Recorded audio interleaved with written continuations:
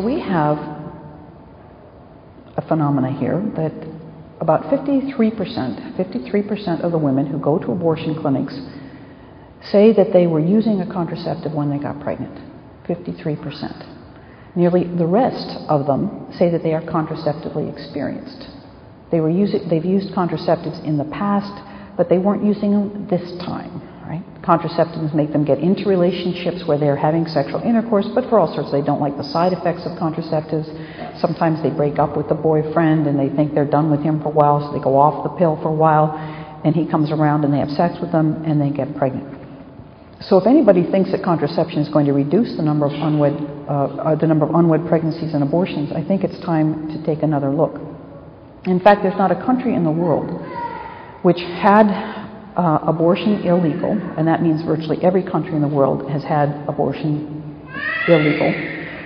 And in those countries in which abortion has been illegal, in which contraception gets introduced, becomes widely used, that's when you get pressure to change the laws against abortion.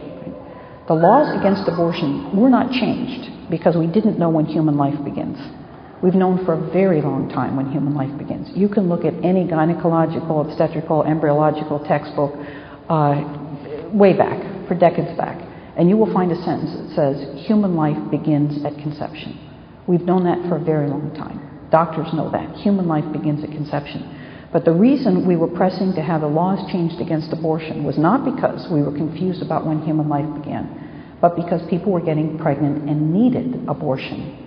They needed abortion, and they were getting pregnant because we'd become a contraceptive culture, a culture in which people were having sex outside of marriage, and when they got pregnant, they wanted to have access to abortion as a kind of a backup to failed contraceptives.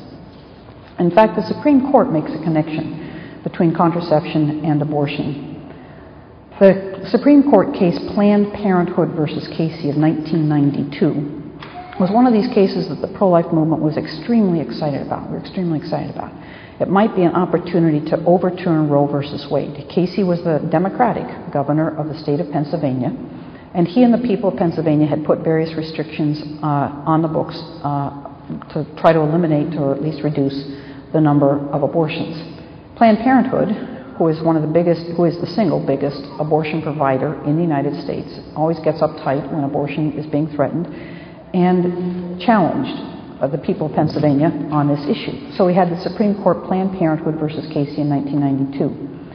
And in that Supreme Court case, we were hoping that they would make a decision that they would, I think in Roe versus Wade, when Roe versus Wade in 1973 was decided, I think either the libraries were all locked that day or the Supreme Court justices had lost their library cards, again, because they couldn't seem to find these books that said that life began at conception. And everybody was hoping in 1992 the libraries would be open or they'd discover their cards or they could go online and they could find out that human life begins at conception. Instead, what Planned Parenthood versus Casey said was, in some critical respects, abortion is of the same character as the decision to use contraception. For 2 decades of economic and social developments, people have organized intimate relationships and made choices that define their views of themselves and their places in society in reliance on the availability of abortion in the event that contraception should fail. Right? So what the Supreme Court is saying is that we need to have abortion as long as we have contraception, because people absolutely have to have abortion as a backup to their failed contraceptives.